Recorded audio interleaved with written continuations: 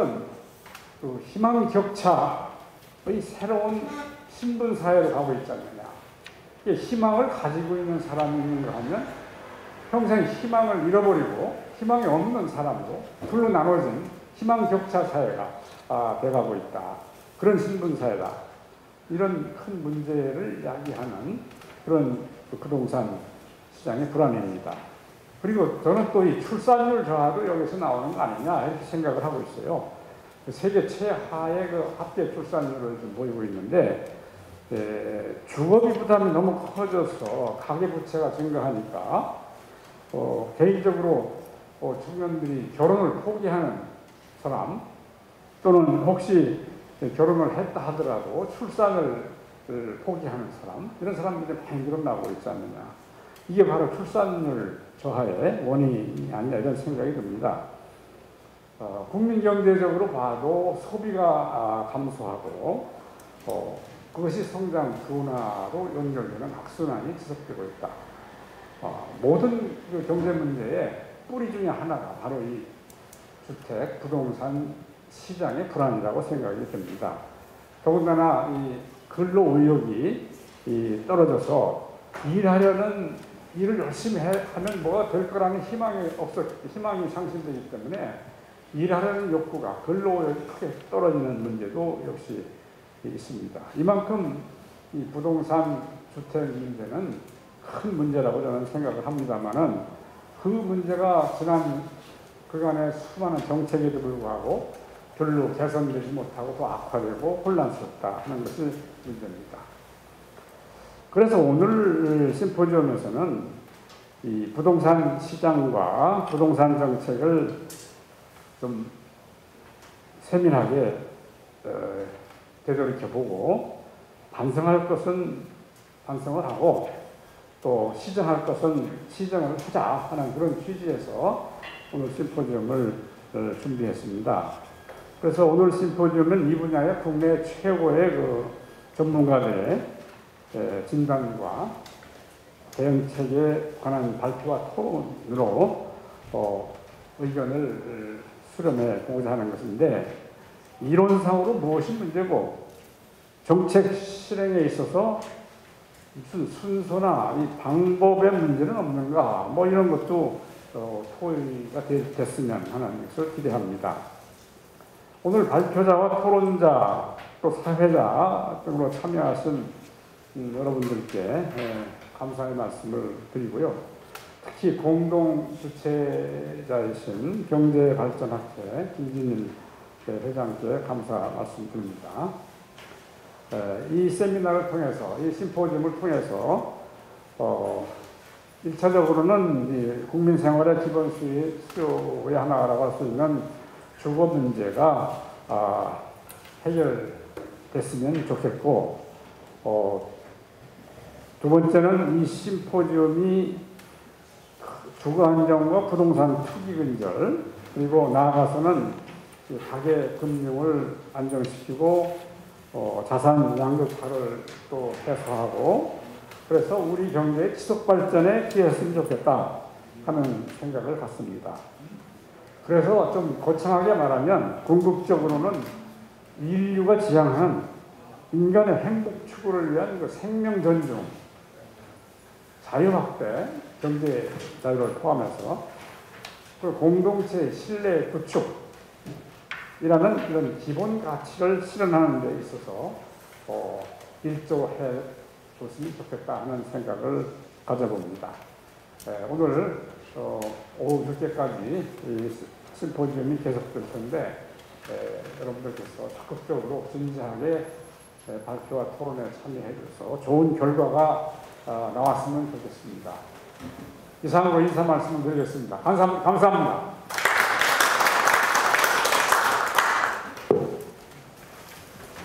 네, 안녕하세요. 첫 번째 세션의 사회를 맡은 경제발전학회장 김진일입니다. 네, 방금 이사님께서 말씀해 주셨듯이 저희가 그 첫 번째 세션에서 부동산 시장과 정책 어떻게 바꿀 것인가라는 주제로 우리나라의 주택시장 그리고 국제 비교 그다음에 우리나라 정책에 대해서 최고의 전문가를 모셨습니다. 저희가 시간이 1시간 정도 있으니까요. 아마 발표 작가는 17, 8분 정도 타겟해 주시면 감사하겠고요. 네, 슬라이드를 이용해 주시니까요. 좀 부탁드립니다.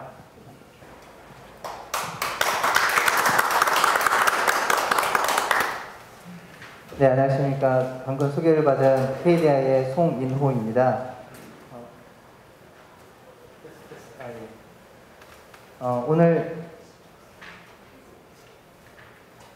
오늘 제가 말씀드릴 발표 주제는 최근 주택시장을 진단하고 그 다음에 향후에 대한 주택시장을 전망하는 데 그 중점을 두고 있습니다.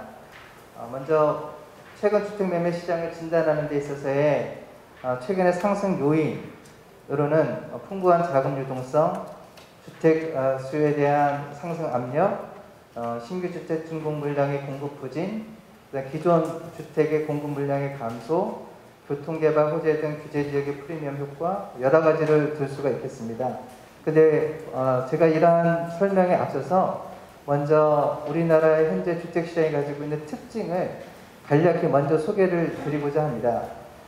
우리나라의 주택시장의 그 특징 중에 하나는 그 다음 슬라이드가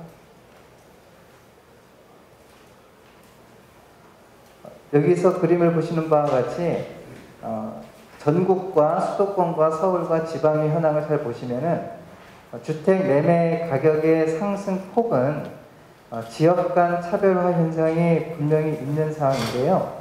특징적인 사항으로는 2019년도 이후에 전국, 수도권, 지방, 서울 모든 지역에서 동일한 동조 현상을 보인다는 점입니다.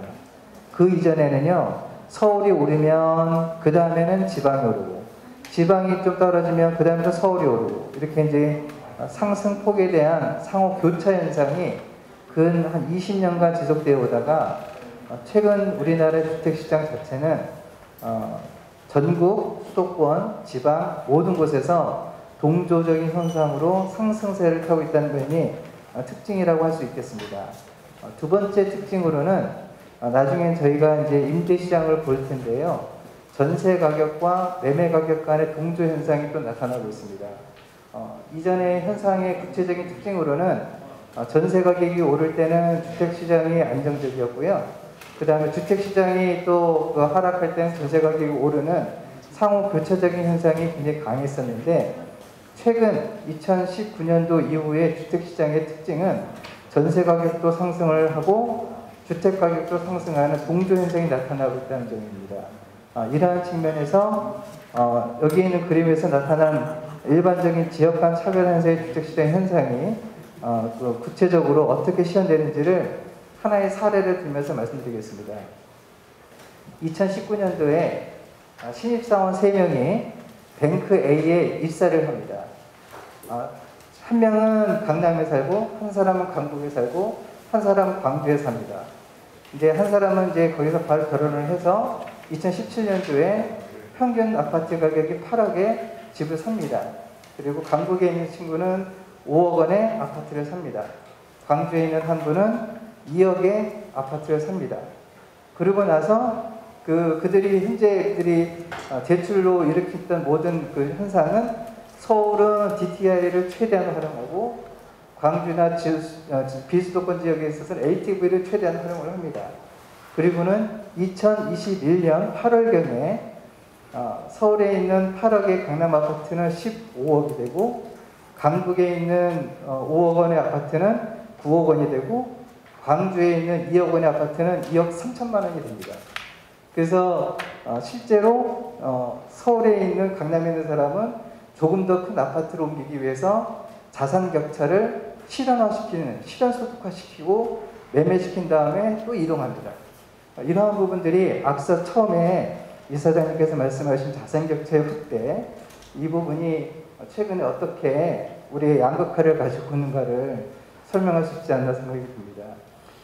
잘 아시겠지만 자산 가격의 상승 속도가 소득의 상승 속도보다 2배 이상 크게 확대될 경우에는 자산 격차에 의한 그 양극화 현상이 더욱 심화되는 것으로 나타납니다. 최근에 우리나라의 자산 시장을 통한 격차 확대는 지역 간 차별화 현상, 또한 이제 나중에 또 말씀을 드리겠지만 전세 시장과 주택 가격의 동조 현상, 그리고 임대 시장 안에서도의 특징이 있는데요.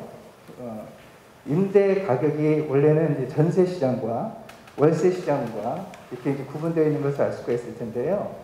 전세와 월세 간의 그 시장 자체가 가격이 현재 상황에서의 특징적인 부분은 시장 가격이 있고 규제 가격이 있고 협상 가격이 있습니다. 그러니까 이제 규제 가격은 뭐 잘 아시는 바와 같이 이제 5%를 그 자체가 규제 가격이고요. 동일한 아파트에 동일 거주에 동일 동에 있는 아파트인데 위 아래에 따라서 하나는 규제 가격이 적용이 되고 또 다른 하나는 시장 가격이 적용이 됩니다. 그런데 이제 그 바로 밑에 있는 층에 있는 사람들의 경우에는 주인이 들어올 경우에는 본인이 나가게 되는 현상에서 서로 협상을 합니다. 그 규제 가격과 시장 가격의 중간 가격으로 서로 협상을 해서 그냥 이렇게 알아서 묵시적으로 넘어갑니다. 이러한 현상이 현재 나타나고 있는 주택시장의 임대시장의 현실이라는 것을 먼저 인식하시고 그리고 나서 이 슬라이드를 보시면 조금 더 이해되지 않을까 생각이 듭니다. 우리나라 주요 매매시장의 현황에서 특이한 사항 중에 또 하나는 수도권을 중심으로 해서 최근 주택가격의 상승폭이 컸다는 점이고요. 그 중에서도 주택 유형별 구조를 따져보면은 아파트가 전반적으로 이 시장을 주도했다라는 것을 이제 볼 수가 있습니다. 그러니까 웬만하면은 요즘 이제 젊은 세대를 중심으로 해서 그 빌라보다는 아파트에서는 지역적인 위치, 이 부분이 가장 큰 고려사항이 아닌가 하는 생각이 듭니다. 앞서 언급했던 에피소드처럼 서울과 같은 경우에는 2017년도부터 2021년도 사이에 평균 아파트 누적 상승률이 거의 87%이고요. 근데 잘 아시겠지만 요 그림에서 여기가 경남입니다. 여기는 동기간 동안에 마이너스 1%입니다. 그러니까는 우리가 어느 지역에 처음 사회생활을 시작을 했느냐가 어떻게 보면은 3년의 차이를 두고 엄청난 자산 격차의 차이를 확대할 수 있는 구조적인 요인을 여기서 이제 볼 수가 있습니다. 그런데 최근 2021년도 1월부터 4월에서는요, 전국 어느 곳에서나 다 상승합니다. 이것이 이제 최근 우리나라 주택시장의 특징이라고 보시는데, 이런 현상이 최근 20년 만에 처음입니다. 그러니까 이런 현상에 대해서 이제 과거와는 다른 사회 구조적인 변화가 무엇인지를 좀 고민해 보면 좋은 답이 나오지 않을까 생각이 듭니다. 앞서 언급했던 이제 한 3년간의 기간 동안의 지역 간 차별화적인 주택가격 상승폭은 실질적으로 어떤 결과를 가져오냐면 수도권을 중심으로 해서의 그 9억 원 초과 아파트의 비중이 크게 증가합니다. 특별히 서울 같은 경우가 51.9%를 최근 기록했는데요. 실제로는 불과 3, 4년 전인 2017년의 경우에는 21%에 불과했습니다.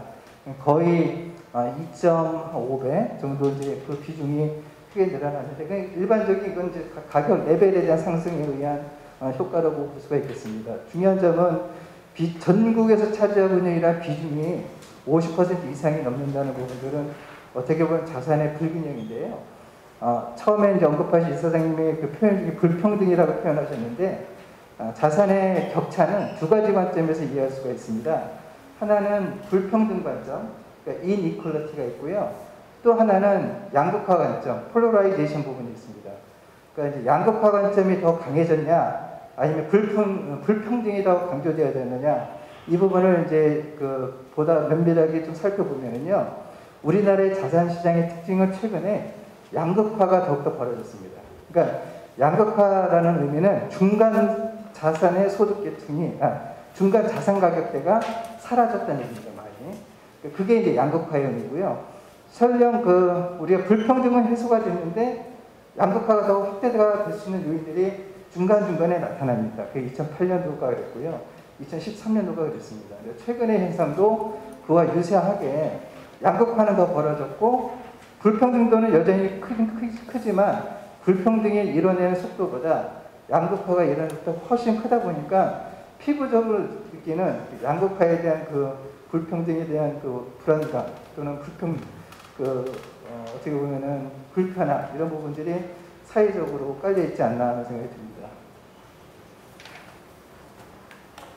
다음에는 참고적으로 우리나라의 그 수도권의 경우에는 과연 적정 수요가 어떻게 되는가 많은 사람들이 다 고민을 많이 하셨을 텐데요. 실제로는 많은 경우에 그 정부에서 이러한 데이터를 제공을 합니다. 일반적으로.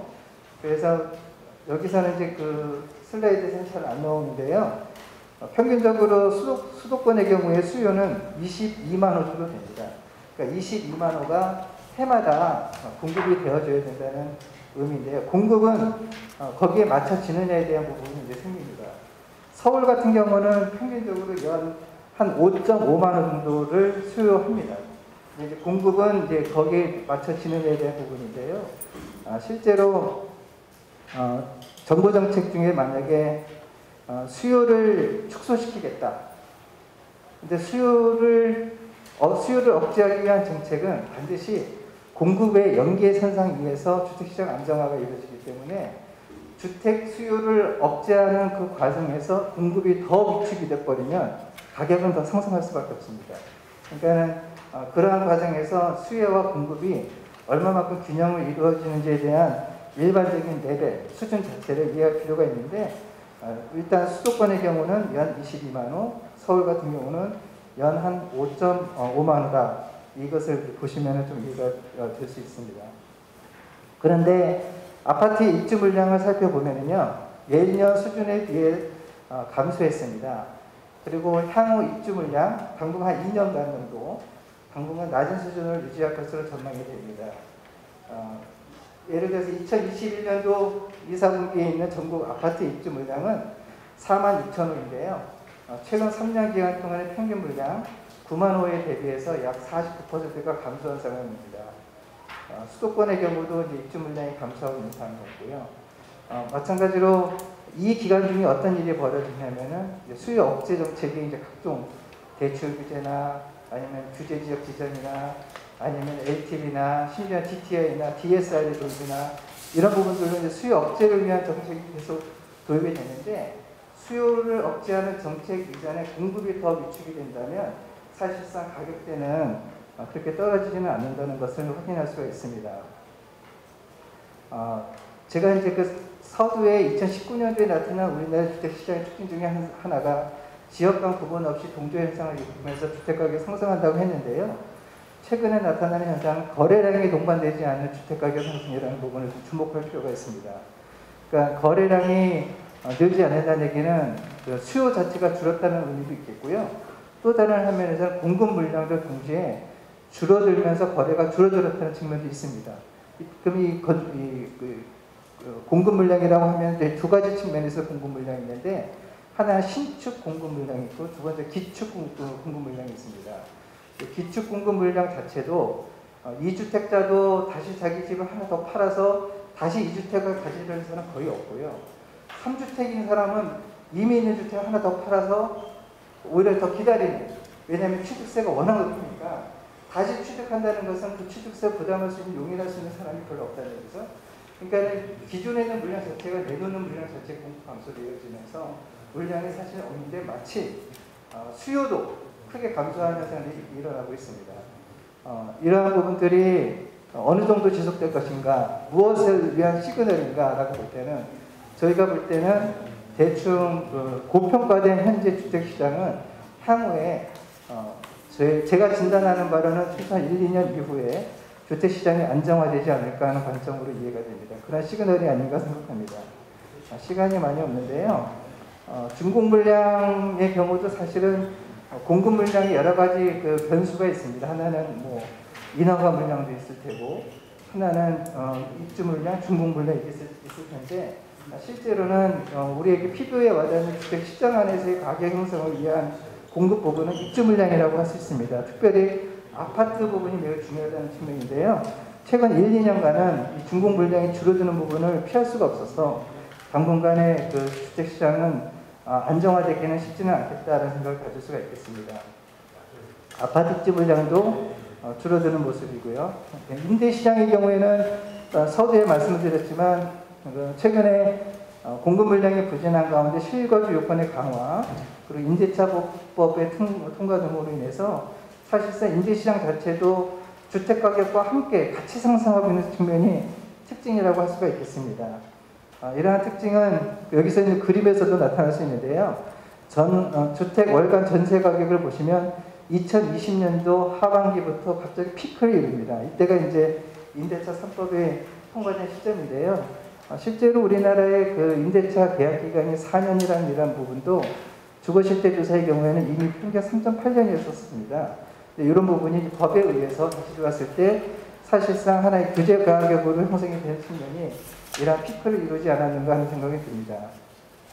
안정화되는 시기는 내년 7월 달이 이제 지금 정확히 2년째가 지나는 임대차 보호법이 개정이 돼가지고 효력을 발생한 지 딱 2년째가 되는 해인데요.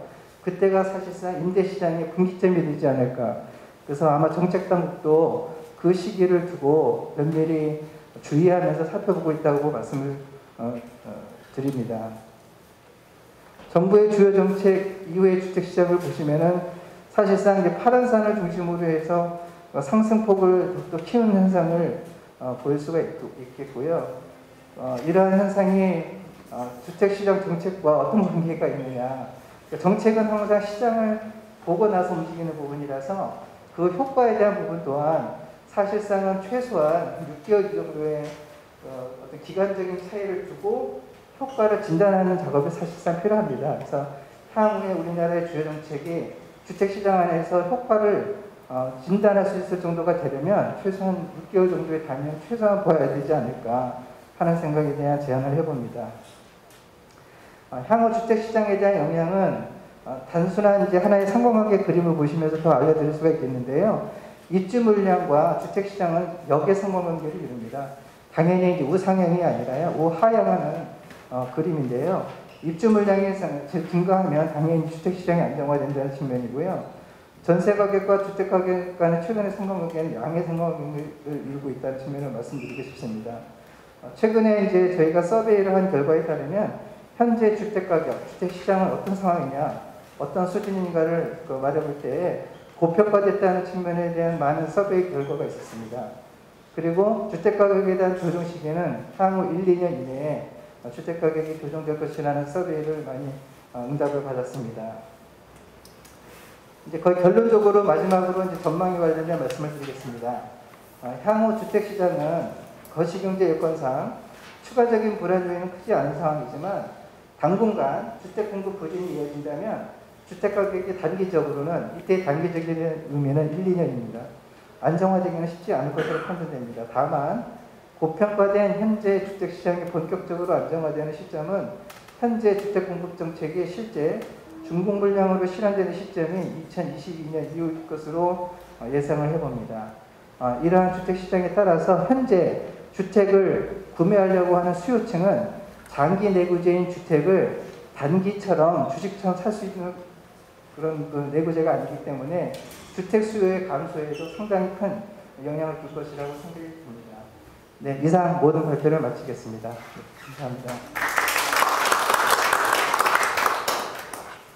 송민호 박사님 감사합니다. 네, 두 번째 발표는 정영식 대경제정책연구원 선임연구위원께서 부동산 보유세 세부담 국제비교 및 시사점이라는 제목으로요.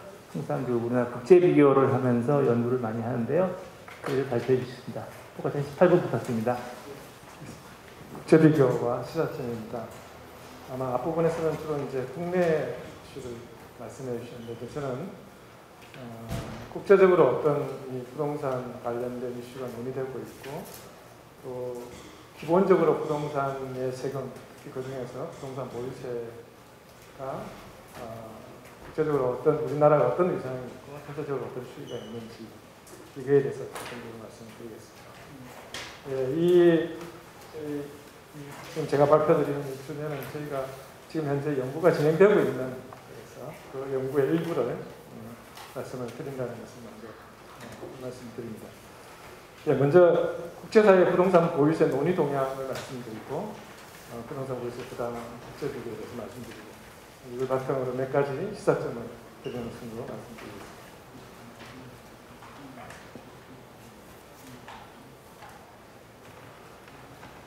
OECD에서 제가 이제 이 연구를 하게 된 굉장히 동기 중에 하나도 여기에 있습니다. OECD가 글로벌 금융위기 이후에 기본적으로 부동산 보유세 비롯한 재산세 강화를 정책 권고를 어떻게 보면 강하게 하고 있다는. 그러니까 이전에 주로 글로벌 금융위기 이전에는 그냥 일반적으로 워킹페이퍼 레벨에서 부동산 보유세가 좀 효율적인 제도다라는 것가 좀 더 많이 강조된 반면에 글로벌 금융위기 이후에는 이게 이제 정책 권고 수준까지 굉장히 어떻게 보면 강하게 권고하고 있는 상황입니다. 왜 이런 변화가 있었을까? 라고 이제 생각할 때에 가장 큰 이슈는 지금 현재의 세계 경제의 어떤 불평등성 이 문제가 지속 가능한 성장으로 이어지기 어렵다라는 판단을 했다라고 보여지고요. 특히 이제 경제 불평등의 문제가 소득 불평등보다 자산 불평등이 훨씬 더 심하게 진행이 되고 있고, 이 불평등이 전반적으로 기회의 불평등으로 이어지고, 이게 계층 간의 이동을 억제하고 나아가서 불평등의 심화가 악순환되는 그런 구조로 이어질 수 있다는 우려가 있고요. 아시겠지만 IMF에서 불평등이 실제 경제 성장에 네거티브한 효과를 주고 있다는 것도 이미 페이퍼로 발표가 된 그런 어떤 내용을 아실 수 있을 겁니다. 주요국의 불평등 수준 자체를 보면 이게 이제 OECD에서 발표한 건데요. 처분 가능 소득의 상위 10%가 이 국가들, 주요 국가들의 평균이 한 23% 정도, 24% 정도 되고요. 이 net wealth, 그러니까 웰스가 이제 자산에서 부채를 빼는 net wealth의 상위 10% 쉐어가 52% 정도 됩니다. 이거 이제 우리나라 기준으로 하면 이 경상소득 기준으로 상위 10%가 한 30% 초반 정도 되고, 그리고 자산 기준으로 했을 때 10% 우리나라 상위 10% 중에 한 40% 초반 정도가 됩니다. 그리고 이제 이 수준의 문제가 아니라 이제 두 번째는 이 불평등 자체가 더욱 심화되고 있다는 겁니다. 이건 이제 우리 뒤에서 발표하실 이선화 박사님 그 보고서에서 따온 건데요. 이게 이제 2010년, 2018년, 우리나라는 2015년, 2017년에 이 소득의 진위계수가 어떻게 바뀌었고 자산의 진위계수가 어떻게 바뀌었는지를 보여주는 거였습니다. 그러니까 우상향에 있는 것은 양쪽의 진위계수가 동시에 다 평균적으로 더 악화되는 거고요. 그런데 이제 제가 좀 말씀드리고 싶은 건 스케일 이펙트가 있어서 자산의 진위계수의 스케일이 훨씬 더 값이 큽니다. 지금 소득의 진위계수 변화분은 마이너스 0.05에서 플러스 0.06이어서 자산은 마이너스 0.2고 그리고 플러스 0.25에서 이 스케일링 이펙트를 보면 제가 보기에 자산의 진위계수가 훨씬 더 악화되는 그런 모습을 보이고 있습니다. 이제 심지어는 OECD가 작년에 내놓은 이제 보고서에서 주택이 포용 성장의 핵심 요인이다. 그 이유는 주택이 가계 예산 중에서 가장 큰 지출 항목을 차지하고 있고 부의 축적의 핵심 수단이고, 그리고 가계부채의 대부분을 차지하고 있고, 그리고 주택과 주거 환경이 개인의 건강과 교육, 고용에 지대한 영향을 미치기 때문에 포용 성장에 있어서는 주택이 핵심적인 요인이라고 보고 아마 좀 더 강하게 어떻게 보면 이 주택의 문제, 자산의 문제에 대해서 좀 더 적극적인 국민의 관심을 보이고 있다고 생각이 듭니다. 그러면 이 포용 성장을 위해서 여러 가지 이제 정책 공고를 했습니다. OECD가. 거기에는 이제 교육도 있고요. 그리고 이제 뭐 혁신, 교육, 금융, 뭐 다양한 종류의 정책 공고를 했습니다. 거기에 있는 세제도 있는. 그 중에 이제 제가 오늘 발표드릴 주제는 이제 세제 부분인데, 그 세제 중에서 가장 강조하고 있는 부분이 이 부동산 보유세, 재산세입니다. 그러면 OECD나 국제기구에서 이 재산세에 부동산 보유세에 더 이렇게 중점적으로 관심을 가지고 있는 이유는 부동산 보유세의 효과가 두 가지 측면에서 의미가 있다고 보고 있습니다. 첫 번째는 이 부동산 보유세 자체가 그 자체로서 불평등을 완화할 수 있는, 그러니까 높은 고자산 가치에서 높은 세금을 부과해서 이 자산가층의 어떤 그 격차 자체를 줄이는 걸로 볼 수 있고요. 또 하나는 저희도 지금 연구하고 있지만 부동산 보유세가 전반적으로 주택 가격 안정에 긍정적으로 영향을 주고 있기 때문에 자산 가격을 낮추는 측면에서 그 자체로서의 불평등을 완화한다라는 효과가 있습니다. 두 번째는 지금 이제 각국마다 재정 건전화 또는 이제 기본적으로 어떤 정상화를 가야 되는데, 그러면 이제 어떻게 보면 세원이 더 합충이 돼야 되고요. 또 포용 성장을 위해서도 더 세원이 합충이 돼야 되는데, 그 세원을 합충하는 수단 중에서 이 부동산 보유세가 경제 성장에 미치는 영향이, 그 부정적인 영향이 상대적으로 작다. 그런 의미에서 OECD나 월드뱅크나 이제 이런 쪽에서 부동산 보유세를 강하게 권고를 하고 있고요. 부동산 보유세뿐만 아니라 뭐 부가가치세나 환경세 이런 부분들도 강조를 하고 있습니다. 그런데 코로나19 이후의 상황은 기존의 OECD나 국제사회의 어떤 정책 권고 자체가 강화되고 있고, 지금은 이제 아시겠지만 부유세 자체의 논의도 활발하게 있어서 기존의 어떤 국제사회, 특히 이제 OECD를 중심으로 한 보유세 어떤 강화 정책 방향은 지속되고 있다고 보십니다. 특히 부유세 같은 경우는 최근에도 다시 이슈가 됐죠. 미국 같은데 부유세 논의가 다시 재개되고 있고, 영국이나 독일에서도 이런 부분들이 계속 논의되고 있는 상황입니다. 우리나라도 부동산 세제 논의가 굉장히 활발합니다.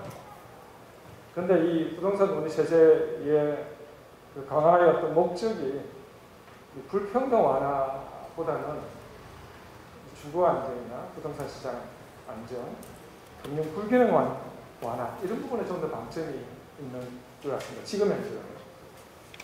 그래서 보유나 거래와 관련된 다양한 측면에서의 어떤 세금의 인상, 그리고 어떤 임대주택에 대한 세제지원 축소 이런 방향으로 진행이 되고 있고, 특히 이 보유세 강화, 그러니까 제가 이 연구를 하면서 많이 아시는 분들도 계시겠지만 이 보유세의 결정의 세 가지 큰 팩터인데, 그게 이제 세율이 있고요, 과세표준인데, 그 과세표준은 공시가격과 공정시장가의 비율이 곱해집니다.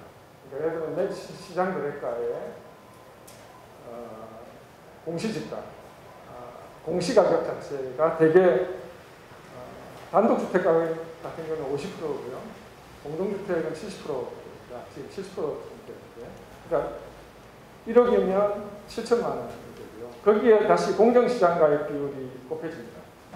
그게 종부세 같은 경우는 95%가 적용이 되지만 재산세 같은 경우는 60%입니다. 그러면 60, 70, 1억짜리가 60%, 70% 두고 곱하면 4억 2천, 4,200만 원. 그러니까 그만큼 지금 현재 뒷부분에서 말씀드리겠지만 실제 시장 가격에 비해서 보유세의 어떤 부과 기준이 되는 측면은 상대적으로 낮다라고 말씀드릴 수 있겠습니다. 그래서 최근에 국회에서도 1가구 1주택에 대한 종부세는 완화하고 양도세 부담을 완화하는 이런 논의들이 약간 이제 기존에 진행되던 어떤 추세가 약간 약화되는 그런 모습을 보이고 있습니다.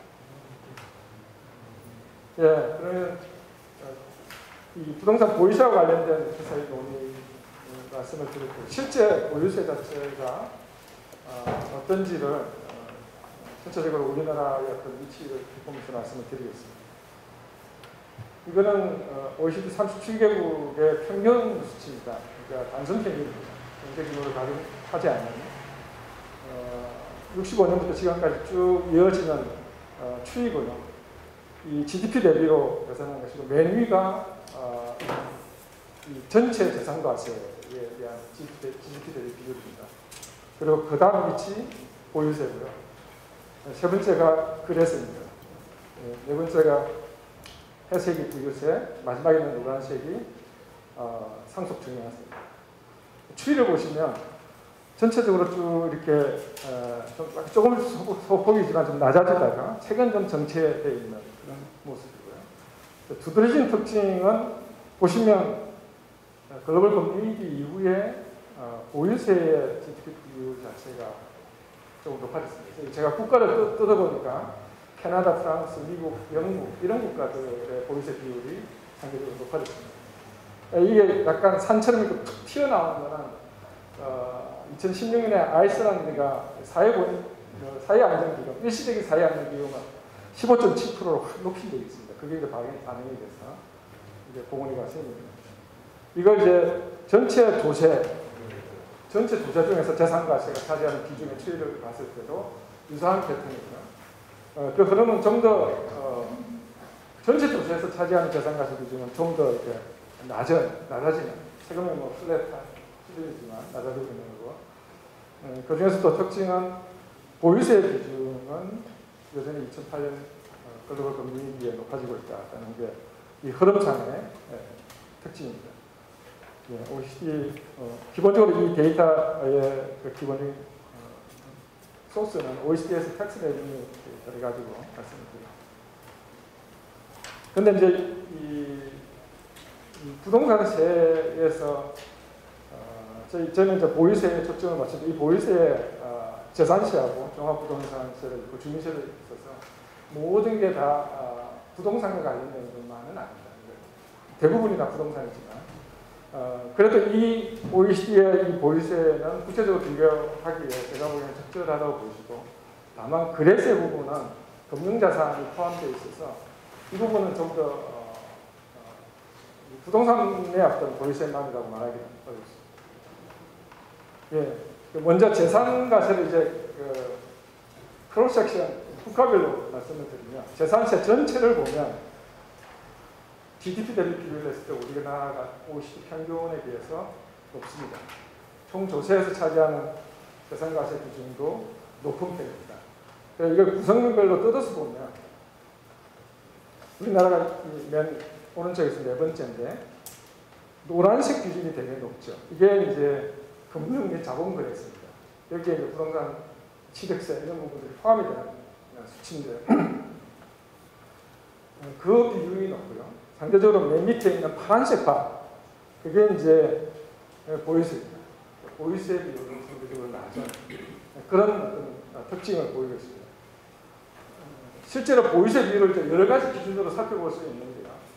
그래서 대표적으로 GDP 대비 보유세 비율을 구체적으로 비교를 하고 있고, 그 수치를 보면 2019년 기준입니다. 우리나라가 GDP 대비 0.93%인데 OECD 평균은 1.06입니다.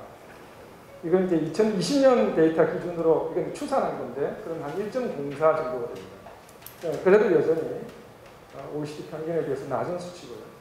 다만 총조세에서 차지하는 보유세 비중은 OECD 평균 그 수준을 약간 넘어서는 수치를 보이고 있습니다. 제가 보기엔 좀 더 의미 있는 수치는 보유세 실효세율입니다. 이건 이제 실제로 민간 부동산의 자산총액에 대비해서 보유세로 납부한 금액이 얼마인지를 보여주는 세율인데, 이 기준으로 보면 이 데이터가 아까 37개국 전체 데이터가 확보하기 어려워서 지금 확보 가능한 이제 국가들을 대상으로 산출한 평균에 비해서 우리나라가 좀 크게 낮은 편입니다. 평균 이 국가들 평균으로 한 0.3% 정도 되는데요.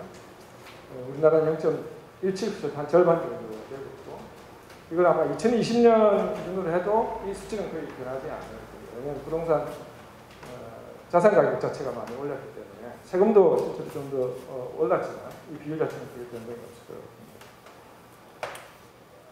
봅니다. 이렇게 우리나라 부동산 보유세 실효세율이 전체적으로 낮은 이유는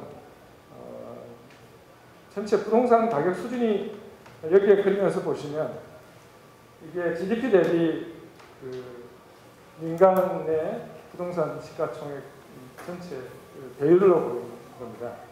그러니까 아까 비교한 국가 중에서 가장 높은, 그러니까 GDP에 비해서 한 5.5배 정도의 부동산 자산 시가총액을 보이고 있고, 평균으로는 한 3.7배 정도입니다. 그러니까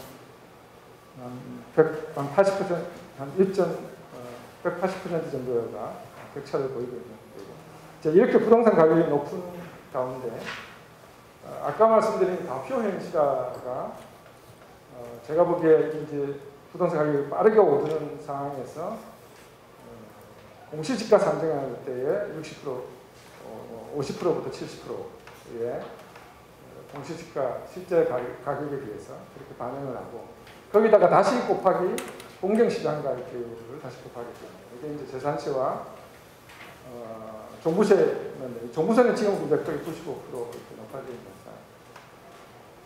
그리고 이제 누진세제도 이 전체적으로 우리나라 보유세 실효세율이 낮은 이유 중에 하나라고 봅니다. 이게 굉장히 가표가 낮은 상황에서는 세율이 굉장히 낮고요. 가표 구간이 높아질 때 세율이 높아지지만 실제의 과세가 되는 그 주택은 주로 밑에 있기 때문에 전반적으로 우리나라 보유세 같은 실효세율이 낮아지는 이유라고 봅니다. 예, 저희가 이제 그 말씀드린 이 국제사회 동향, 이제 이 보유세 같은 국제 비교를 저희가 보면서 몇 가지 좀 생각을 하면서 말씀을 드리고 싶은 게, 그 전에 아마 이건 자료 집어넣는데 제가 이 연구를 하는 와중에 이 뉴스가 나와서 굉장히 저한테는 좀 충격이었습니다. 이 사진은 독일의 그 민간 주택 개발회사, 임대회사입니다. 바우처 보넨이라는 회사인데, 여기에 이제 독일의 베를린 시민들이 임대료의 폭등에 견디지 못해서 이 도이치 보넨이라는 회사가 가지고 있는 임대주택, 그러니까 한 15만 채 중에서 한 11만 채를 베를린에 갖고 있는, 전체 임대회사들이 가지고 있는 거는 한 20몇만 채에 대해서 일종의 시민들이 청원을 한 건데, 그 민간 부동산 개발 회사가 가지고 있는 주택을 국유화해서 몰수하자는 어떻게 보면 청원이 진행이 됐고 실제로 그게 통과가 됐습니다. 그런데 몰수를 하자는 게 아니고 몰수하기 위한 법안을 이제 시에 청원을 한 거고, 그럼 이제 그 법안을 이제 시에서 논의를 해야 되는 상황이죠. 실제로 법안이 통과될지는 모르지만, 저는 이걸 보면서 어떻게 보면 독일이 뭐 지역마다는 다르긴 하지만 굉장히 어떤 시장 경제 체제 자체를 굉장히 중시하는 나라 중에 하나인데, 이런 움직임까지 갔다는 것은 얼마나 이 부동산과 이 어떤 자산의 어떤 가격 또는 임대료 폭등, 이런 불평등 이 문제가 지속 가능하지 않다라는 것을 단적으로 보여주는 한 예라고 보여지고요. 이게 이제 우리나라가 앞으로 이제 부동산 관련 정책을 설정할 때, 만들어 나갈 때에 이게 단순히 어떤 세제의 미미한 조정, 이런 차원이 지금은 제가 보기에 아니라고 생각이 듭니다. 지금 그러니까 해외에서도 그렇지만 국내에서도 지금 유사한 어떤 어려움을 겪고 있고, 그래서 보다 근본적인 어떤 부동산과 관련된 정책을 만들어 나가야 된다고 생각하고, 아마 이 부분은 뒷부분에서 보다 다음 세션에서보다 근본적으로 논의가 될 거라고 생각합니다. 그래서 제가 생각하는 건 이 국제 비교, 주요국의 부동산 세제 자체를 또는 어떤 비교를 우리의 어떤 정책 방향 설정에 있어서 절대적인 기준으로 삼기에는 좀 한계가 있다고 봅니다. 왜냐하면 이 국가마다 역사적인 배경이나 운영 목적이나 방식 자체가 좀 다르기 때문에. 하지만 지금 국제사회가 부동산 보유세를 강하게 그리고 지속적으로 공부하고 있고, 그리고 우리나라의 어떤 부동산 보유세 비율이 상대적으로 낮다. 이 점은 지금 낮은 상황에서도 국제사회에서는 그 부분을 강하게 높여나가야 된다는 정보라고 한다면 우리는 이미 낮은 상황이고 보다 좀 적극적으로 이 부분을 좀 검토해야 되지 않을까 생각이 들고, 두 번째는 제가 조금 전에 말씀드렸던 것처럼 이 부동산 보유세 부분 재산에 대해서는 재산세 이 부분에 대해서는 근본적으로 우리의 어떤 인식 변화가 좀 필요하지 않을까. 이사장님이 교회에서도 말씀하셨지만 부동산 주택의 문제는 단순히 어떤 이 주택의 가격, 주택의 소유, 분배 이런 차원의 문제가 아니고 경제적인 문제를 떠나서 전반적인 어떤 사회적인 문제, 굉장히 다양한 형태로 지금 나타나고 있고, 금융 부분뿐만 아니라 지역, 계층, 세대, 그리고 결혼하지 않은 이유, 저출산, 교육, 모든 부분이 다 걸려있기 때문에 저는 그거와 맞물려서 우리의 인식 변화가 되게 중요하고, 이제 방향성을 본다면 이건 이제 여러 가지가 고려가 되겠지만 제가 살펴본 어떤 이 내용을 바탕으로 볼 때 부동산 보유세는 좀 점진적으로 높이는 동시에 거래세를 낮추는 정책 방향을 좀 검토할 필요가 있다고 생각이 들고, 근데 이 어떤 주장은 이렇게 자꾸 좀 오도될 수 있는 부분이 있는 것 같습니다. 그러니까 한쪽에서는 보유세 올리는 것만 생각하고 또 한쪽에서는 거래세 낮추는 것만 생각하는 약간 원하는 것만 취하는 어떤 형태가 있어서 이 전체의 어떤 재산세 체계 가운데 좀 논의될 필요가 있지 않을까 생각이 들고, 마지막으로 이 아까 말씀드린 우리나라의 특수성 부분이 전세제도라는, 이게 사금융이 되게 발달하고 있는 거죠. 어떻게 보면 지금 현재 부동산 가격이 안정이 안 되는 주된 이유 중에 하나가 계약 투자가 가능하다라는 이제 그런 이슈들이 있지 않습니까? 이 전세제도라는 게 있고, 그리고 우리나라의 이 자가주택 보유 비율은 50 평균에 비해서 크게 낮습니다. 이게 이제 제가 자료 집어넣었는데 이게 우리나라의 자가주택 보유 비율입니다. 59.1%고요. OECD 전체 평균 한 68%고, 이 자가 보유 비율이 낮은 국가들, 아까 말씀드린 이 독일이 오른쪽에 있습니다. 독일, 스위스, 오스트리아, 이제 이런 쪽에서 제가 보기에 계속해서 크게 문제가 발생하는 게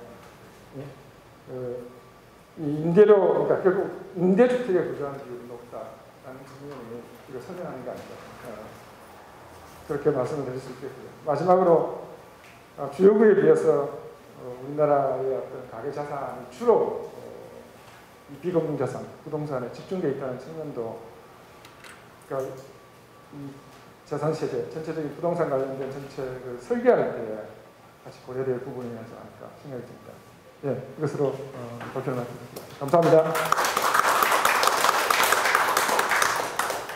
네, 조용해 주셔서 감사합니다. 네, 첫 번째 페이퍼에서는 우리나라 현황, 두 번째는 크로스 섹션으로 다른 나라하고 비교했습니다.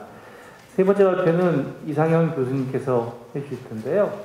제목은 문재인 정부 부동산 정책의 경제적 평가와 부동산 정책 설계. 잘 아시겠지만 이상현 교수님이 부동산 부분에서 오래 연구를 하셨고 지금은 명지대학교의 부동산 대학원장으로 계십니다. 앞에처럼 이 교수님 한 18분 정도로 부탁드립니다. 안녕하세요. 명지대학교 이상현입니다. 제가 이 제목을 한 6개월 전에 어떤 제목을 할 거냐 해서 아마도 이제 이걸로 한다고 얘기를 했던 것 같습니다. 근데 막상 이게 와가지고 제가 발제를 하려고 보니까 뭔가 굉장히 위험한 제목을 달았다는 생각을 하게 됐습니다. 뭐 평가를 한다든지 설계를 한다든지 이런, 그래서 어떻게 해야 될지 참 고민을 많이 하다가 일단 설명을 좀 드리겠습니다. 일단 시장 현황에 대해서 좀 말씀드릴 건데, 이건 뭐 송일호 박사님이 다 말씀하셨기 때문에 제가 그냥 간단하게 얘기를 하고요. 대안도 사실은 뭐 뒤에서 또 여러분이 하시는 거라서 저는 사실 요 중간에 평가와 관련된 얘기를 좀 하고 싶습니다. 뭐 시장 현황은 다 아시는 것 같고요. 특히 이제 서울의 지금 과거하고 가격의 변화의 다른 점은 이게 매매와 전세와 월세가 동시에 오른 시기는 거의 없어요. 지금 굉장히 특이한 지금 상황입니다. 더구나 이제 전세가 거의 매매랑 같은 수준으로까지 올라갔기 때문에 좀 위험해 보이는 그런 부분이 분명히 있고요.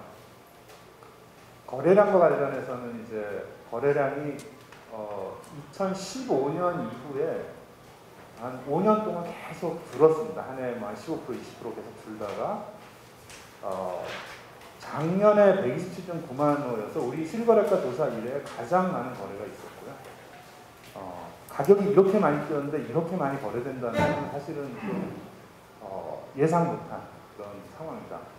그래서 이제 작년도에 보시면 그 오른쪽 그림에 6월, 7월, 그 다음에 뭐 한 11월, 12월 이럴 때 뭐 보통 한 해 우리가 한 8, 9만 호 한 달에 이 정도 거래했던 건데 갑자기 이때 뭐 14만 호 막 이런 식으로 거래가 폭증을 한 뭐 이게 약간 결국은 입법이나 정책하고 상당히 연관이 돼서 뛰었다고 생각은 듭니다. 자, 그리고 이제 이것도 굉장히 놀라운 일인데 우리나라에서 라이프 사이클상 20, 30대는 집을 사는 세대가 아니고 물론 최근에 30대가 많아지긴 했지만 결국 40, 50대가 주력인 주택의 매수 세력인데 지금 역전이 되어가지고 30대가 가장 많고요. 심지어 20대도 사상 최고로 많습니다. 그래서 이게 뭐를 말하는 거냐. 그리고 실제로는 규제는 엄청나게 많거든요. 이 많은 규제를 뚫고 20, 30대가 무슨 돈으로 이걸 샀겠느냐라고 보면 뭐 우리가 상식적으로 생각해봐도 결국 상속증여나 아니면 상당히 고소득의 20, 30대들이 대출이나 또는 뭐 갭투자나 이런 것들을 할 수밖에 없는 그럼 결국은 규제를 했는데 20, 30대가 이렇게 뚫고 들어와서 엄청나게 매수를 하는 것이 결국은 정책 당국이 생각한 거하고는 반대의 어떤 결과 그리고 이것이 결국 양극화라는 걸로 연결될 수 있기 때문에 대단히 좀 좋지 않은 그런 상황이라고 판단이 됩니다. 그래서 이게 이제 서울에서 30대 이하 아파트 거래 비중인데 보시면 19년에만 해도 30%가 되지 않았습니다. 근데 이게 올 초에 보면 45%까지 올라갑니다. 전체 서울 매수의 절반을 20대와 30대가 했다는 뜻이거든요. 또 놀라운 게 이제 증여라는 건데 우리 증여가 2010년대만 해도 5만 호 수준이었어요. 작년에 15만 호를 했습니다. 그러니까 10년 사이 3배로 증여가 늘어난 것이고요. 서울이 증여가 3만 5천인데 이게 얼마나 큰 비중이냐면 서울에서 거래된 거의 20%입니다. 다수채 중에 한 채는 증여를 받은 거예요. 그럼 결국 다주택자가 팔라고 했는데 팔질 않고 전부 증여를 했다는 뜻이 되기 때문에 그러니까 이게 뭐 뒤집어 생각해 보면 정책이 의도한 거고 반대로 시장이 계속 이제 움직여 가고 있는 이런 결과들이 지금 계속 초래됐다는 것이고요. 이거는 이제 국회에서 나온 자료 중에 하나인데 갭투자 비율을 이제 서울 같은 경우는 이제 조정 지역들이 많기 때문에 이게 이제 결국은 자금 조달 계획서를 내야 되는데 거기에 보면 내가 이것을 어떤 형태로 자금을 쓰려고 하고 뭐 이런 그래서 이제 보증금을 승계한다라는 걸 표시를 하게 되면 갭투자가 되는데 갭투자 비율이 갭투자를 금지했거든요. 이 정부에서. 그럼에도 불구하고 갭투자가 오히려 계속 늘어나고 있다는 거예요. 그래서 지금 금지했다는 게 결국 이제 대출을 규제를 한 건데 그런 걸 다 무시하고 지금 거의 뭐 43%까지 늘어나는 갭투자. 자, 그러니까 이런 상황에서 임대 거래량은 또 폭발적으로 늘어서 하여간 이게 뭐 정부 통계는 아닌데 국토부가 발표한 통계인데 작년에만 219만 건이 거래가 있었습니다. 219만 거래가 아까 매매 거래 128만인데 그러면 219만이 무슨 의미냐? 저게 이제 임대차 보호법으로 계약을 한 거예요. 그래서 지금의 임대차법이 적정하게 작동을 하려면 이 220만 건의 계약이 그 법을 준수하면서 계약이 돼야 되는데 아시겠지만 이게 거의 지금 무력화됐기 때문에 사실은 임대차 3법이 작동을 거의 안 하는 게 현실이라는 겁니다. 그래서 자가보유를 또 이게 상당히 이상하게 됐는데 이제 우리나라 통계가 뭐 여러 가지 있는데 국토부가 발표하는 그 자가보유율이라는 통계로 보면 2014년에 58%가요. 2019년까지 61.2가 돼서 3.2%포인트나 개선이 됐어요. 그런데 작년에 0.6%가 내려갑니다. 집을 무려 128만 채를 사들이고 그것도 20, 30대들이 사들이고 증여도 막 다 했는데 자가보유율이 떨어졌어요. 그래서 이게 왜 떨어졌겠냐? 보시면은 2020년 가구가요. 전년 대비 59.3만 호가 늘었는데 이게 그냥 59.3만 호가 늘었다 이렇게 보이지 않고요. 이게 평균 보통은 30만 호밖에 늘지 않습니다. 근데 작년에 60만 호가 늘어난 거예요. 왜 이렇게 많이 늘었을까? 늘어난 가구의 대부분은 1인이나 2인 가구가 늘어난 거예요. 그래서 이제 뭐 명확하게 알 수는 없지만 제 예상으로는 1가구 1주택 정책을 썼기 때문에 가구 분할을 한 거예요. 인위적인 가구 분할가 평소보다 훨씬 많았다는 거예요. 그러니까 주택 부분들이 떨어질 정도로 많아요. 그 다음에 인구 이동도 우리가 얘기를 안 하고 있는데 인구 이동이 완전히 이제 과거의 혁신도시나 이런 정책이 지금 사실상 더 이상 진행이 안 되기 때문에 보시면은 2015년까지는 수도권에서 인구 유출이 있었어요. 근데 17년쯤 오면 인구가 유입되기 시작을 하는데 지금 한 해에 얼마가 들어왔냐면 2020년에 8만 8천 명이 수도권으로 다시 들어왔어요. 네, 그리고 서울이 줄긴 주는데 서울이 한 10만 명씩 빠지다가 지금 한 5만 명. 그래서 이게 다 어디로 갔냐면 경기도에 무려 16만 8천 명이 새로 들어갔어요. 그리고 나머지 지방은 당연히 다 줄어듭니다. 그러니까 가구는 늘고 인구는 서울로 집중되고 수도권으로 결국은 이제 주택 문제가 서울에서 어떤 형태로건 문제가 될 수밖에 없는 게 지금. 그러니까 정책을 우리가 무엇을 어떻게 해야 되냐고 했을 때 사실 이런 걸 다 감안을 해서 어떤 정책이 나와야 함에도 불구하고 자 그런 것들이 잘 안 됐다는 생각이고 이제 제가 어떻게 평가를 하고 싶냐라고 했을 때 저는 결국은 우리가 하고 있는 정책이 뭘 하려고 이렇게 이런 주택 정책을 쓰느냐라는 이 고민을 얘기를 해야 되는데 공약을 말하시는 분이나 정책을 집행하시는 분이나 내가 왜 이것을 하는가를 얘기할 때 거의 아주 단기적인 정책, 시장 안정화 정책 이런 거를 계속 어떤 그 달성하고자 하는 목표라고 얘기를 하시는데 저는 그렇게 봐가지고는 우리나라 주거 문제를 해결하기는 참 어렵다. 그래서 제가 이제 생각하고 있는 거는 이게 복지체제와 관련해서 이제 크게 우리가 세 가지 복지체제를 이제 대부분 선진국들이 가지고 있다고 봅니다. 첫 번째가 자유주의. 자유주의라는 건 글자 그대로 민간의 활력과 주택의 소유를 중점적으로 하는 그 대출이라는 이런 걸 중요하게 생각합니다. 그래서 자유주의 시제의 가장 큰 특징이 뭐냐면은 공공임대주택 비율이 5% 미만이라는 거예요.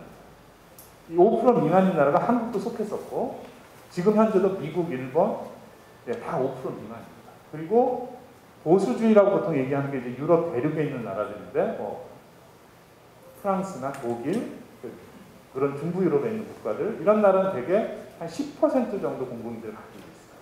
그리고 이 나라에 가보면 거의 다 임대료 상한제 이런 그 임대와 주거에 관련된 굉장히 강력한 법들을 가지는 경우가 많이 있어요. 그 다음에 이제 3인주의라는 게 이제 4인주의 국가는 전부 북유럽 국가입니다. 그러니까 덴마크나 네덜란드나 스웨덴이나 여기는 공공임대주택 재고 자체가 달라요. 20에서 30%가 있어요. 그러니까 북유럽에서는 만약에 자기가 시장에 나와서 집을 구하고자 한다. 그러면 공공임대를 가는 겁니다. 근본적으로. 자, 그것을 이제 우리 같은 시스템으로 가진 나라는 사실은 미국, 일본, 이 정도 나라들, 영국. 지금 영국은 이제 7.5%밖에 되지 않기 때문에. 그 다음에 이제 생산주의라는 게 있는데 이 생산주의가 소위 동아시아 체제라 그래서 한국, 일본, 대만, 싱가포르 이런 나라들의 주거 체제를 말할 때 보통 얘기를 해왔던 거예요. 근데 이 동아시아 국가의 생산주의는 뭐냐면 국가가 모든 걸 결정한다는 거예요. 우리처럼 20호 이상, 30호 이상 분양할 거면 국가가 공개 청약을 하라서 청약제도를 만들고 국민으로 하여금 청약 통장을 통해서 이거를 이제 신청하게 하고 그래서 거기서 들어온 돈을 모아서 기금으로 해서 이 토지를 강제 수용해가지고 신도시를 국가 공기업이 개발하는 이 시스템 너무나 효율적인데 이게 아주 전형적인 생산주의 시스템입니다. 이게 가장 강력한 나라가 싱가포르이고, 싱가포르는 결국은 아예 그냥 국토를 전부 국유화를 해버리고, 그래서 국민연금을 가지고 지어가지고 다 평생에 2번 분양받게 해주겠다, 이렇게 운영을 한 거죠. 다만 우리는 그 정도 규모가 되지 않기 때문에 사실은 쉽지는 않은데, 그래서 일단은 저는 제일 중요한 게 이 공공임대 비중이에요. 이걸 몇 프로를 가지고 있느냐. 그래서 이제 5%를 기준으로 자유주의 체제라고 보면 2013년에 5.4였어요. 그런데 지금 이 표현은 안 나오지만 공식적으로 국토부가 발표한 바에 의하면 지금 8%가 됐습니다. 8%가 OECD 소위 평균이에요. 그리고 2025년에 10%를 할 계획이에요. 10%가 240만 원인데 저게 2,400만 가구를 전제로 하는 겁니다. 지금 한 2,100 몇십만 정도 되는데, 그래서 될 것 같아요. 누가 들어와도. 예, 한 번도 이게 후퇴한 적이 없기 때문에 10%는 당연히 달성할 수 있고, 10% 가진 나라, 예, 우리가 영국보다 많고, 물론 영국이 이제 사회주택이 좀 있지만, 독일은 아예 그런 공공의 개념을 쓰지 않고 민간 자체를 거의 통제하는 쪽이 가깝기 때문에, 프랑스도 한 그 정도고, 이런 수준입니다. 그러니까 제가 보기에는 공공임대만 놓고 보면 우리는 보수주의적인 수준에 거의 도달을 했어요. 그리고 제가 이제 임대차 3법도 문제가 굉장히 많지만 그것의 정신, 그걸 왜 했겠냐라고 보면 결국은 그 주거권을 강화시켜 주겠다는 맥락에서 시작했으니까, 잘 됐건 못 됐건 간에 그 목표의 지향점은 그런 보수주의적인 시스템이고, 또 어떤 후보들이 나와서 우리는 아무나 다 공공이 들어갈 수 있겠다 이런 얘기를 할 때는 그거는 뭘 지향하는 거냐면 북유럽식으로 만들어 보겠다는 거예요. 다만 현실에서 그거를 우리가 얼마나 도달했냐, 그걸 하기 위한 충분한 자원과 이 능력을 가졌냐, 이게 문제인 거고, 이제 그런 부분에서 이제 생각을 해보면, 제가 이제 일단 가격과 관련해서 너무 논란이 많기 때문에 이렇습니다. 부동산 원이라는 곳의 데이터가 지금 민간에서 하는 KB에 심한 경우에 5분의 1가격밖에 오르지 않아요. 그래서 지금 부동산원 데이터를 좀 쓰기가 곤란하다라는 분위기가 분명히 있어요. 그래서 KB 데이터를 많이 쓰고 있는데, 국제기구에 가게 되면요, 다 부동산원이 국가 공식 통계이기 때문에 부동산 통계로 전부 보고가 돼 있어요. 그러니까 이게 굉장히 묘한 상황이 발생합니다. 국제비교를 하니까 우리나라 주택가격이 별로 오른 게 없어요. 네, 버블 지수로 우리나라가 23개 중에 19위입니다. 근데 우리가 현실적으로 그렇다고 생각 안 하잖아요. 그래서 제가 이제 통계를 좀 찾아봤더니 BIS 국제통계라는 게 있는데, 이게 이제 중앙은행 통계를 가지고 하는 건데, 여기 어떤 소스로 했다고는 안 돼 있는데, 이게 이제 실질 주택가격 변동률이라는 통계가 있어요. 그래서 제가 여기 들여다보니까 2위에 2위. 이게 순위가 그렇게 중요하진 않지만 미국이 제일 높고요. 그 다음에 한국입니다. 그리고 여기 놀라운 게 독일이 계속해서 가격 상승이 높았어요. 그래서 지금 독일에 대해서 여러 가지 얘기를 하는데, 독일을 굉장히 이상적으로 보시는 분도 계신데, 독일이 분명히 임대가, 그러니까 자가보다 임대가 훨씬 많고 임대 시장 통제가 잘 되는 국가였던 게 틀림없고, 주택가격 상승률도 낮았고 이랬던 나라인데, 최근 들어와서 이제 문제가 많이 생겼어요. 주택가격도 많이 오르고 임대차가 또 많이 흔들리고 이러면서 이제 굉장히 강력한 법들을 내세웠어요. 아시는 것처럼 베를린에서 이제 그 임대차 규제를 했는데, 결국은 위헌 판정이 나서 지금 이제 그게 안 됐지만, 결국 이제 그런 흐름이라는 것이 결국 이게 어떤 체제가 가장 안정적이냐라는 부분에서 우리가 과거의 생각 또는 그런 몇 가지만 보고는 설명하기 좀 힘들다라는 생각을 제가 했고, 다만 어쨌든 하여간 가격으로만 보자면 우리나라도 상당히 높은 가격 상승이 있었다, 그걸 말씀드리고 싶고, 두 번째가 이제 공급에 관한 이슈가 있는데, 자, 공급이 잘 안 됐다는 얘기를 우리가 많이 해요. 그러니까 지금 사실은 우리 인허가라는 통계로 보면 2015년에 가장 많았습니다. 네, 그리고 2017년까지 약 210만 호가 인허가 났어요. 그리고 그게 언제 다 입주가 됐냐? 올해까지 입주합니다. 네, 앞으로 확 줄어들어요. 그래서 그 얘기를 이제 아까 하셨죠. 여기 보시면 서울의 입주가 2022년부터는 2만 호밖에 안 된다. 물론 그 전에 보면 한 4, 5만 하던 것이고, 그래서 공급에서 보시면 공급이 한국이 2015년 이후에 한 번도 증가된 적이 없습니다. 뭐 워낙 많이 했긴 했지만 이후에 계속해서 떨어져서 뭐 떨어져도 한 45만 이 정도 돼요. 하지만 어쨌든 분명히 공급이 애로가 있었던 건 사실이고 공급이 애로가 없었던 나라는 미국밖에 없습니다. 제가 이 통계를 보건데. 그 다음에 자산의 비중에서 찾아보면 우리나라가 세계적으로 부동산 자산이 굉장히 많은 나라다, 가계가 80%다 이런 말들 하지 않습니까? 그래서 제가 내용을 봤어요. 80%가 아니에요. 80%가 무슨 뜻이냐면은 자가주택은 45, 뭐 76, 뭐 이거 80 되지만 자가주택은 40%입니다. 나머지 한 3, 40%를 자가주택이 아닌 다른 부동산을 직접 가지고 있는 겁니다. 근데 전 세계 선진국 중에 이렇게 많은 부동산을 가진 개인이 가진 나라는 없어요. 그렇지만 자가의 비중은 모든 다른 나라하고 별 차이가 없어요. 이게 무슨 뜻이냐? 결국 우리는 부동산을 간접 투자를 안 하고 전부 직접 투자하고 있다는 거죠. 그래서 이게 문제가 저는 있다고 보고요. 그래서 이게 좀 바뀌어야 될 거라고 생각합니다. 그러면서 이제 3법이라는 게 됐는데 제 3법에 관련해서 이게 평가를 하자면 좀 더 한 걸음 나갔다고 평가할 수 있지만 내용적으로 들여다보면요. 주택임대차 보호법 6조에 보면 임대인이 목적주택에 실제 거주하려고 하면 거부할 수 있다고 되어 있습니다. 이런 제도를 도입한 나라 중에 법에다가 주인이 당연히 거부할 수 있다고 써놓은 나라는 한국밖에 없어요. 이 법이 일본도 있고 독일도 있고 뭐 대부분의 많은 나라에 이런 법들이 있지만 임대인이 자기가 원하면 언제든지 거부할 수 있다는 것은 없어요. 그럼 어떻게 하냐? 다 법원에 가는 겁니다. 근데 우리는 할 수 있겠기 때문에 당연히 계약갱신 하겠다고 하면 주인이 나 들어갈 거예요? 끝이에요. 이거는 의미가 없는 거예요. 의미가 없는 얘기를 지금 물론 이제 사적 소유권을 보호하기 위해서 한 거지만 제도는 의도한 바로 안 가는 게 너무 당연하다. 그리고 이제 임대차, 민간 임대를 처음에 계속 후원을 하다가 갑자기 다 폐지시켰죠. 4년 폐지시켰고 8년을 10년을 하고 아파트는 이 대상이 아니다 이렇게 바꿔버린 거예요. 근데 사실은 우리나라는 다 이 임대를 개인 간 계약으로 하고 있기 때문에 사업자를 관리하는 법이 존재해야 되는데 그 유일한 법이 이 법이었는데 이 법을 사실은 무력화시킨 거예요. 그러니까 이제부터는 선진국을 약간 흉내내긴 했는데 선진국 같은 법은 아닌 좀 취약한 법을 가지고 한 해에 200만 건 이상 거래를 다 통제를 하겠다고 얘기를 한 거예요. 저는 어렵다고 합니다.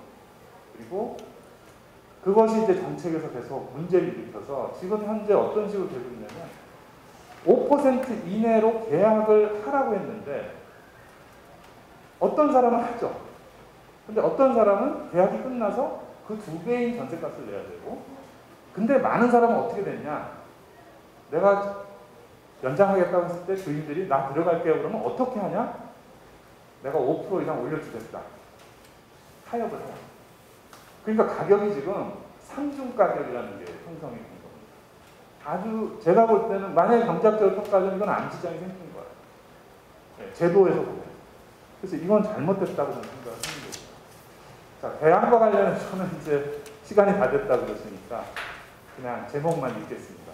첫 번째는 내 집 마련을 위한 금융을 여전히 저는 해야 된다고 봅니다. 우리의 60%인데 저는 앞으로도 약간 작아 보이면 올라갈 수도 있다고 생각해요. 뭐 이걸 목표로 삼기는 좀 어렵지만 그러려면 주택금융을 해야 되는데 딱 한 가지 제가 얘기하고 싶은 게 청년과 신혼부부만을 위한 제도를 만들면 안 된다는 거예요. 그래서 우리가 통상적으로 모든 나라는 생애 최초자를 위해서 이것을 혜택을 주지 청년과 신혼부부에 혜택을 주는 건 아니에요. 청년과 신혼부부도 생애 최초자는 지원을 받는 거지 그 사람들만 지원을 받겠다. 저출산의 주택 문제를 해결하겠다. 이런 건 말이 안 됩니다. 두 번째는 생산주의적 주거체제의 핵심이 국가가 다 모든 것을 관장하고 토지를 강제 수용하고 신도시를 건설하고 이런 정책이에요. 이거를 하루아침에 없앨 수는 없는데 그럼에도 불구하고 우리가 언제까지 이런 식으로 계속 할 거냐는 분명히 생각해 봐야 되고 적어도 지자체들이 계속 이렇게 성장할 수 있다면 바꿔야 된다. 그게 제 생각이고요. 그 다음에 이제 교통비와 관련된 거는 이거는 뭐 원론이거든요. 그러니까 도시만에다 지을 거냐 아니면 외곽에다 지을 거냐 했을 때 결국 두 개의 경제적인 어떤 그 사회적 비용이 똑같으려면은 교통을 잘 해놓는 거예요. 그럼 굳이 여기 살 필요가 없어요. 근데 이거는 뭐 아실지 모르겠지만 신도시를 분양할 때요. 교통 건설비를 다 분양가에 넣어서 받았습니다. 근데 순서는 거꾸로 해요. 집부터 짓고 나중에 건설해요. 잘못됐다는 거예요. 반대로 해요. 그 다음 뭐 세제는 더 말할 게 제가 없을 것 같고요. 그 다음에 전월세난을 해결하기 위해서 어떻게 되냐. 이제 굉장한 고민거리죠. 임대차법 폐지하면 되냐? 폐지하면 이제 논란이 생기겠죠. 제가 모니터링을 해보면 사람들이 뭐라고 얘기하냐면 제발 건드리지 말아달라. 지금 이 법도 나는 그냥 적응했으니 또 바꾸면 어떻게 하라는 거냐. 이런 반응을 해요. 그러니까 뭔가를 바꿔야 되는데 그냥 굳이 제가 얘기하자면 분쟁조정위원회를 잘 만들어서 분쟁이 생기면 잘 해결해라. 저는 그 정도 얘기를 하고 싶고요. 마지막으로 이제 부동산 상품의 유동화 관련해서 제가 좀 말씀을 드리고 싶은 건데 최근에 이렇게 기사를 보시면은 미츠가 공모상장이 돼서 지금 6조 원이 넘어갔어요. 그래서 이게 이제 일본 같으면 이제 거의 한 100조가 넘어갈 거고 미국은 훨씬 많습니다. 이게 다 뭘로 쓰이냐면 은퇴한 사람들의 그 배당을 받는 아주 전형적인 주가 거의 변동하지 않는 그런 상품으로서 이 미츠가 선호가 돼요. 근데 우리나라 사람들은 은퇴할 때 다 뭘 하냐면 상가를 삽니다. 아니면 임대주택을 하고. 그걸 본인이 직접 한다는 거예요. 근데 사실은 엄청나게 비싼 자산일 뿐 아니라 거기 들어와 있는 임차인은 자기가 사실 잘 관리하기도 힘들어요. 그럼에도 불구하고 누구나 그렇게 하는 것이 당연한 것으로 인식을 하고 있는데 선진국 중에 그렇게 하는 나라는 저는 거의 못 봤습니다. 그러니까 아까 제가 얘기한 것처럼 자산에 왜 미국이나 일본은 50%밖에 부동산이 없냐? 이런 식의 자산은 전부 유동화된 증권으로 가지고 있지 자기가 직접 소유해서 관리하지 않는다. 그래서 저는 이건 바뀌어야 된다고 생각합니다. 장기적으로. 여기까지 말씀드리겠습니다. 감사합니다.